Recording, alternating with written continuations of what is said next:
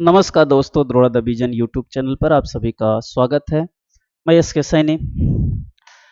आइए हम सभी लोग देखते हैं कि आगामी जो 15 दिसंबर को पेपर होने वाले हैं सीटेट के, उसमें हिंदी पेडागोगी के क्वेश्चन कैसे पूछे जाएंगे, जिस पे हम लोग कुछ क्वेश्चन के साथ आपसे चर्चा करेंगे। और जो क्वेश्चन के साथ चर्चा करेंगे वो इस तरह से है, कुछ है। पहला क्वेश्चन है कि भाषा अर्जन के संदर्भ में बच्चों के लिए सर्वाधिक महत्वपूर्ण क्या है? भाषा अर्जन के लिए संदर्भ में सर्वाधिक महत्वपूर्ण क्या है? सबसे ज्यादा महत्वपूर्ण क्या होता है? बच्चों की गलतियों में वहीं का वहीं सुधार कर देना। एट वन सुधार करना अगर आएगा तो गलत हो जाए। बच्चों को एक दूसरे से अंतःक्रिया, जिस ऑप्शन में इंटरेक्शन रहेगा वो सही होगा। मौके देना, मौके देना को कहते हैं अवसर देना। जहां पे बच्चों को अवसर देंगे वो ऑप्शन हमेशा आपको सही मिलेगा। आसपास के परिवेश के खोजबीन करने के अवसर देना सही हो सकता है। परिवार में वयस्कों को नकल करना और उनके द्वारा बोले जा रहे शब्दों को कंठस्थ करने के लिए कहना सही हो सकता है। तो सर्वाधिक महत्वपूर्ण पूछता है, सबसे अधिक महत्वपूर्ण पूछता है। देखो इसमें एक तो ये सही हो सकता है और एक ये सही हो सकता है। और नकल करना गलत हो जाएगा, कंठस्थ करना गलत हो जाएगा। सर्वाधिक महत्वपूर्ण पूछा हुआ है, इसलिए इंटरेक्शन करेगा, इंटरेक्शन करने का मौका देंगे, जुड़ने का मौका। इंटरेक्शन का मतलब होता है जुड़ना। जब किसी के साथ जुड़ेंगे तब आपको जो है वो पता चलेगा और उससे सीखेंगे। जैसे आपको कोई पसंद है, खूब अच्छा लग रहा है, बहुत अच्छा लगता है, तो आप क्या करेंगे? उससे जुड़ेंगे, इंटरेक्ट होंगे। आपको देखने में तो अच्छा लग रहा है, लेकिन उसका बात व्यवहार बिहेवियर कैसा है ये पता नहीं है। जब आप उससे जुड़ेंगे, उसके पास बैठेंगे, चाय पानी पिएंगे, हालचाल पूछेंगे, तब आपको उसके बारे में बिहेवियर का पता चलेगा। तो इसलिए आपने अवसर लिया, मौका लिया और अंतःक्रिया किया, ये भी सही है। आपका सबसे सुटेबल जो वाक्य होगा वो आपको दूसरा सही होगा, बी। क्वेश्चन नंबर अगला, निम्नलिखित में से कौन सा कथन राष्ट्रीय शिक्षा नीति 2020 को उल्लेखित नहीं करता है? यह ध्यान रखना, नहीं करने की बात है। यदि बच्चों को उनकी मातृभाषा में पढ़ाया जाता है तो वो दूसरी भाषा नहीं सीख पाएंगे। देखो ये गलत है। हम बालक को कैसी भाषा सिखाते हैं? मातृभाषा सिखाते हैं, और इसी मातृभाषा से हम बालक को सेकंड लैंग्वेज सिखाते हैं। सेकंड जो लैंग्वेज सिखाते हैं, जो दूसरी भाषा सिखाते हैं, वो इसी से सिखाते हैं, मातृभाषा से। बच्चा पहले मातृभाषा सीखता है और मातृभाषा से दूसरी भाषा सीखता है। लेकिन यह कह रहा नहीं सीखता, इसलिए गलत है, और नहीं पूछ रहे हैं, इसका मतलब ये सही है। पढ़ना और लिखना सीखने की शुरुआती बच्चों की भाषा होनी चाहिए, सही है। छोटे बच्चे ने अपनी मातृभाषा से बेहतर तरीके से सीखते, ये भी है। बच्चों को कम से कम कक्षा 5 तक उनकी मातृभाषा में पढ़ाना चाहिए, ये सब एनसीएफ 2020 में है। केवल पहला ऑप्शन नहीं है उसमें कि बच्चे जो है मातृभाषा से दूसरी भाषा नहीं सीख सकते, ये बात गलत है। इसका ऑप्शन जो है फर्स्ट सही मिलेगा। क्वेश्चन नंबर अगला, नोम चॉम्स्की। नोम चॉम्स्की क्या है? एक भाषाविद है। ये एक भाषाविद हैं, भाषा के जानकार हैं, भाषा के बारे में बताते हैं, बच्चों को भाषा कैसे सीखनी चाहिए। इन नोम चॉम्स्की ने 2 तरह से भाषा दिया था। दृढ़ विश्वास था कि बच्चे व्याकरण के सहजता के ज्ञान के साथ जन्म लेते हैं। जो नोम चॉम्स्की है, नोम चॉम्स्की जो है 2 तरह से करता है। जो चॉम्स्की है वो चॉम्स्की जो है 2 विचारधारा है।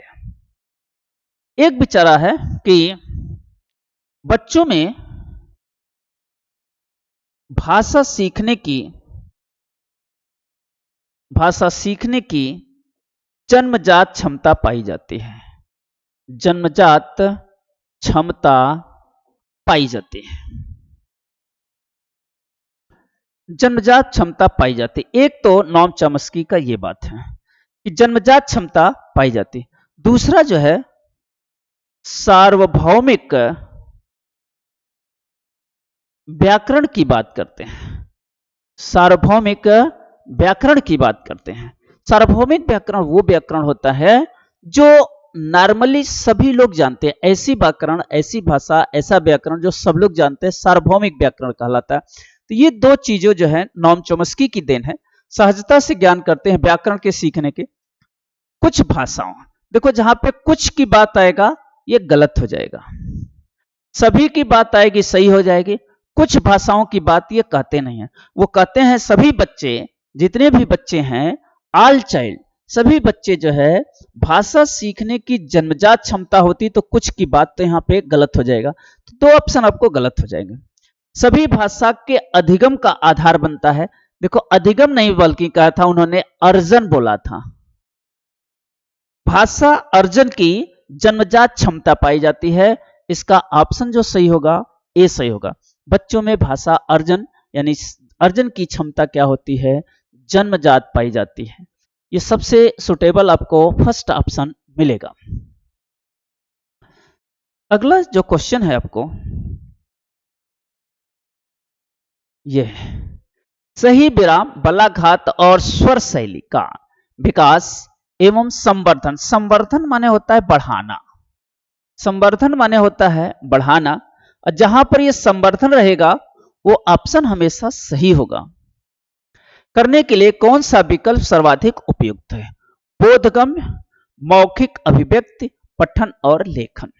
ठीक है, सही विराम रुकना, बलाघात, बलाघात को अवरोध कहते हैं, रुकना। स्वर की शैली, स्वर माने बोलना होता है, स्वर शैली बोलना। और यहां पे जो है मौखिक अभिव्यक्ति जो है इसी से ले। बोधगम्य होता है समझ, सही वर्ड है, जहां पे बोधगम्य आता है वो भी सही होता है, पढ़ना लिखना LSRW है। लेकिन यहां पे जो सवाल पूछ रहा है सही विराम, बलाघात और स्वर शैली का विकास का संवर्धन माने बढ़ाना है। बालक में हमें इन चीजों को बढ़ाना है, तो इन चीजों को बढ़ाने के लिए क्या करेंगे, ओरल अभिव्यक्ति, अभिव्यक्ति माने प्रेजेंटेशन, जैसे हम आपके सामने बोल रहे हैं ये प्रेजेंटेशन है, तो ऐसे प्रेजेंटेशन को ही हम क्या कहेंगे, ये कहेंगे। इसलिए इसका ऑप्शन जो सही होगा वो ओनली वन क्या होगा, बी ऑप्शन सही होगा। गीतिका मोबाइल मैनुअल में किसी विशिष्ट सूचना के लिए बहुत तेजी से पढ़ रही है, पठन के इस उपकौशल को क्या कहते हैं। देखो पढ़ना का मतलब होता है अर्थ के साथ पढ़ना, पढ़ने का मीनिंग ही होता है अर्थ के साथ पढ़ना, अर्थ के साथ पढ़ने को हम पढ़ना कहते हैं। लेकिन क्या करती है, ये मैनुअल देख रहे हैं, जैसे मोबाइल में है ऊपर मैनुअल देख रहे हैं और किसी चीज की सूचना के लिए बहुत तेजी से उसे कर रहे हैं, इसको क्या कहते हैं। देखो जिस ऑप्शन में आलोचनात्मक आएगा वो ऑप्शन हमेशा सही होगा, सरसरी तौर पर आएगा सही होगा, बारीकी से पठन आएगा सही होगा, बॉटम टॉप अप, ये चारों वर्ड जो है सही वर्ड है, गलत वर्ड नहीं है। ठीक है ना। अब कौन सा कहां यूज होगा ये देखो, आलोचनात्मक चिंतन सही वर्ड है, सरसरी तौर पर पढ़ना ये है, सरसरी मतलब होता है तेजी से पढ़ना, तेजी से या जल्दी से पढ़ना, जल्दी से पढ़ने को सरसरी तौर पर कहते हैं। जैसे अब कभी आप न्यूज़पेपर पढ़ते हैं, न्यूज़पेपर क्या करते हैं, और आपको ड्यूटी जाना है, न्यूज़पेपर पढ़ना है तो फटाफट फटाफट पन्ना ऊपर देते हैं, तो उसको एक हेडिंग मालूम हो जाता है, इसे सरसरी तौर पर पढ़ना कहते हैं। बारीकी से कब पठन होगा, बारीकी से तब पठन होता है जब बालक क्या करता है, किसी किताब को लाइन टू लाइन पढ़ता है। कभी ऐसा कह दे बालक जो है लाइन टू लाइन पढ़ेगा, माने एक एक लाइन पढ़ रहा है, ऐसे पढ़ने को क्या कहेंगे, बारीकी से पठन कहते हैं। अब बॉटम अप पठन क्या होता है, ये बॉटम माने होता है नीचे, बॉटम माने नीचे, अप माने ऊपर, यानी नीचे से ऊपर पढ़ना, ये भी सही होता है। बालक आपके यहाँ छोटा आया था, अब वो सीख रहा है, सीख रहा है, आगे बढ़ रहा है, ऊपर बढ़ रहा है, तो बॉटम अप होता है। लेकिन इस सवाल के अकॉर्डिंग आपको ये बी ऑप्शन आएगा, सरसरी तौर पर पढ़ना, तेजी से पढ़ना, इसे कहते हैं आपको सरसरी तौर पर पढ़ना, आपको ऑप्शन बी आएगा। ठीक, एक्सप्लेनेशन भी देख ले और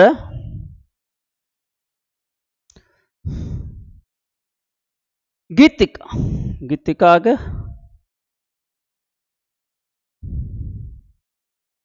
एक भाषा अध्यापक अपने विद्यार्थियों की आवश्यकताओं को ध्यान में रखते हुए गतिविधि या पाठ्य सामग्री में आवश्यक बदलाव करती है। यह क्या कहलाता है? अभिग्रहण, अनुकूलन, मूल्यांकन, समीक्षा। अब देखिए वर्ड देखेंगे तो यहां सब सही होता है। यहां अभिग्रहण भी सही होता है, अनुकूलन भी सही होता है, इवैल्यूएशन भी सही होता है, समीक्षा भी सही होता है। लेकिन अब क्वेश्चन के अकॉर्डिंग आपको देखना पड़ेगा। एक टीचर है अपने विद्यार्थियों के आवश्यकता के ध्यान में रखते हुए, एक टीचर है अपने स्टूडेंट को ध्यान में रखते हुए अपने पाठ्यक्रम के क्या करता है? चेंज करता है। तो पाठ्यक्रम में चेंज क्यों करता है? बच्चा उसमें एडाप्ट हो जाए, अनुकूलन हो जाए, यानी बच्चों को उसमें अनुकूलन के लिए करता है, एडाप्टेशन के लिए करता है। यह बात आपको इस क्वेश्चन के अकॉर्डिंग सही होगा।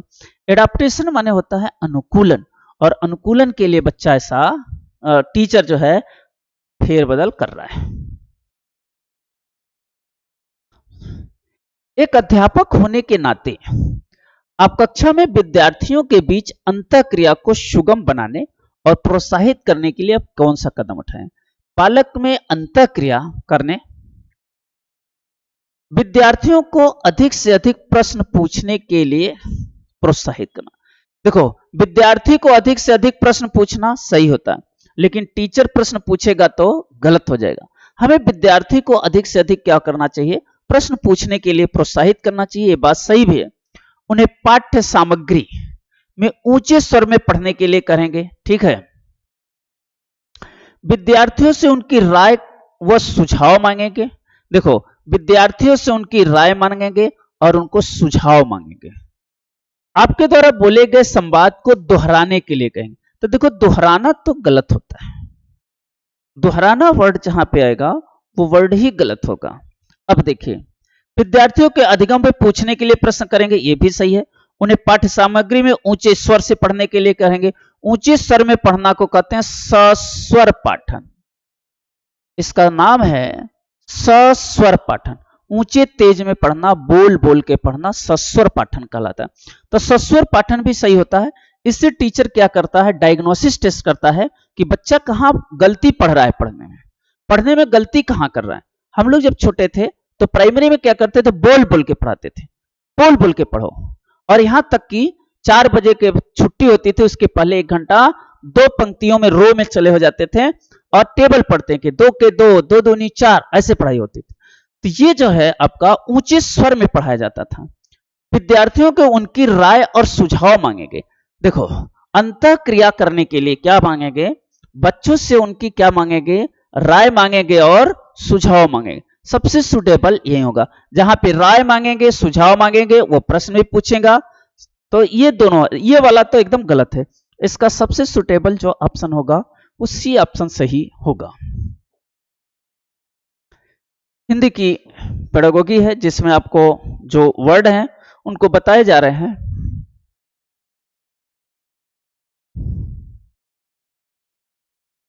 शिक्षार्थियों को क्रम से रखे गए चित्रों के आधार पर कहानी कहने के लिए कहा गया। जो शिक्षार्थी हैं, चित्र जैसे रखा गया, उसके साथ ही अध्यापक द्वारा दिए गए रूब्रिक, रूब्रिक माने होता है उच्चारण, सस्वर, स्वर, उच्चारण, ध्यान देने के लिए कहा गया। यह गतिविधि विद्यार्थियों में वाचन कौशल को समुन्नत करना है, श्रवण है, पठन है, लेखन है। श्रवण माने होता है, ये स है, इसे कहते हैं श्रवण।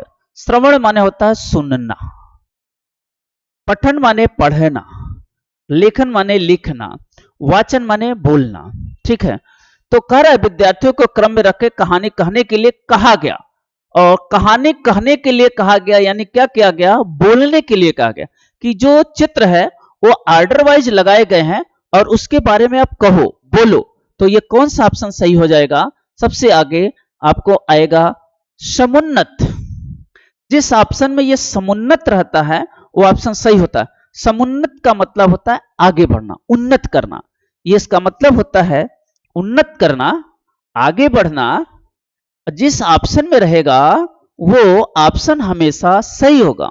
तो इसका जो ऑप्शन आपको मिलेगा वो मिलेगा फर्स्ट ऑप्शन, वाचन कौशल को समुन्नत करना, बढ़ाना बालक के, ये सबसे सुटेबल आंसर आपको दिखाई पड़ेगा।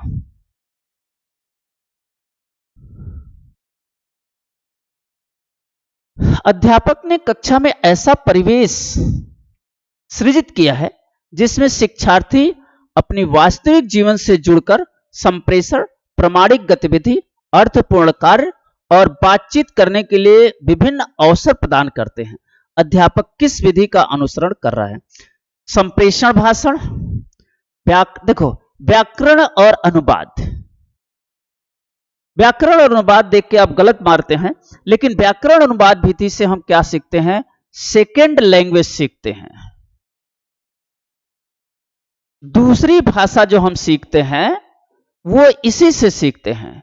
दूसरी भाषा व्याकरण अनुवाद विधि से ही सीखता है, ट्रांसलेशन मेथड से, श्रव्य भाषिक संवाद और इलेक्ट्रॉनिक। सबसे ज्यादा जो होगा संप्रेषण करना है, प्रामाणिक गतिविधियां देना, अर्थपूर्ण कार्य करना है। तीनों चीज से जुड़ने के लिए हम क्या यहां पे देखा है? संप्रेषण, भाषा शिक्षण की विधि।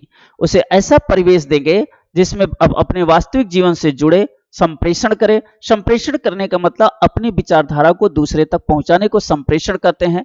प्रामाणिकता है, एक्टिविटीज है, ये अर्थपूर्ण कार्य है, ये सारा काम जो है किससे होगा? संप्रेषण से होगा। इसका ऑप्शन ए सही होगा।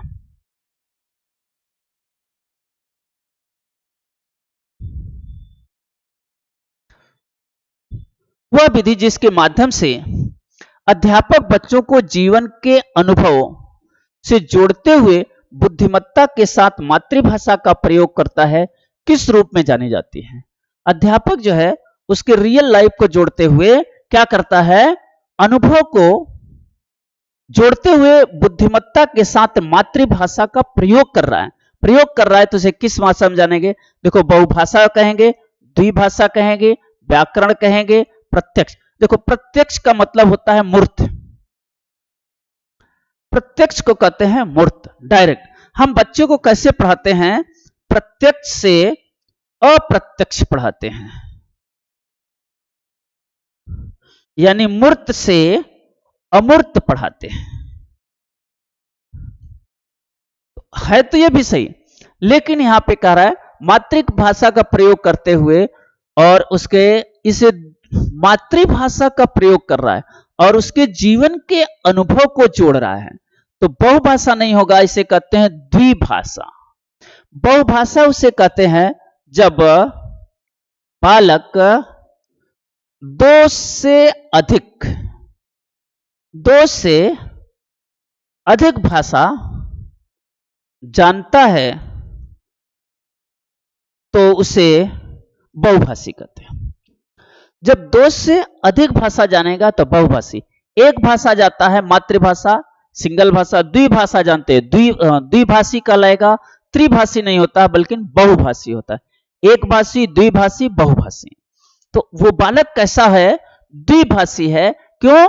क्योंकि वह मातृभाषा से मातृभाषा में उसके दैनिक जीवन को जोड़ रहा है, दूसरी चीजों को वो बता रहा है, दूसरी भाषा को बता रहा है। इसलिए इसका जो ऑप्शन होगा द्विभाषा होगा, बहुभाषा नहीं होगा। एक अध्यापक ने कक्षा 8 के विद्यार्थियों का नाटक के कारण कथानक महत्वपूर्ण घटनाओं का सारांशीकरण लिखने का। यह कार्य ब्लूम टेक्सोनॉमी के किस संज्ञान के क्षेत्र से संबंधित? ब्लूम की जो टेक्सोनॉमी होती है, ब्लूम की टेक्सोनॉमी ऐसे होती है। पहले आता है ज्ञान, नॉलेज, फिर अंडरस्टैंडिंग आता है, समझ, फिर इसका आता है उपयोग, उपयोग के बाद आता है एनालिसिस, विश्लेषण, फिर आता है संश्लेषण, फिर आता है मूल्यांकन। ये ब्लूम की टेक्सोनॉमी है। देखो समझ ज्ञान जो होता है हमेशा रट कर, याद कर, कंठस्थ कर और दोहरा कर, इससे सीखते हैं। जो भाषा सीखते हैं ज्ञान, इससे और ज्ञान, सीखी हुई ज्ञान को समझना अंडरस्टैंडिंग कहलाता। तो विद्यार्थियों को नाटक कथानक के महत्व, घटनाओं को सारांशीकरण, जो सारांशीकरण लिखेगा, सारांश का अंश लिखेगा, उसे क्या कहते हैं? अंडरस्टैंडिंग। जैसे आपको कभी कभी पैराग्राफ देता है तो पूछता है इसका सारांश क्या है। सारांश का मतलब ये पूरी समरी किस पे लिखी गई है, तब पढ़ेंगे। जब पूरा पढ़ करके आपको मालूम होगा कि ये समरी किसके इर्द गिर्द घूमती है, तो ये क्या होगी? आपकी अंडरस्टैंडिंग होगी, समझ होगी, और इसे कहते हैं समझ। देखो ये ज्ञान है, फिर समझ है, फिर अनुप्रयोग। उपयोग को कहते हैं हम अनुप्रयोग, इसी का नाम है अनुप्रयोग। फिर यहां पर मूल्यांकन, लेकिन सबसे ज्यादा इसका जो सही आएगा अंडरस्टैंडिंग आएगा, क्योंकि सारांश तभी लिखेगा जब उसको पढ़ेगा और समझेगा, और समझेगा तभी सारांश वो लिखेगा। अगला सवाल फिर देखते हैं हम लोग।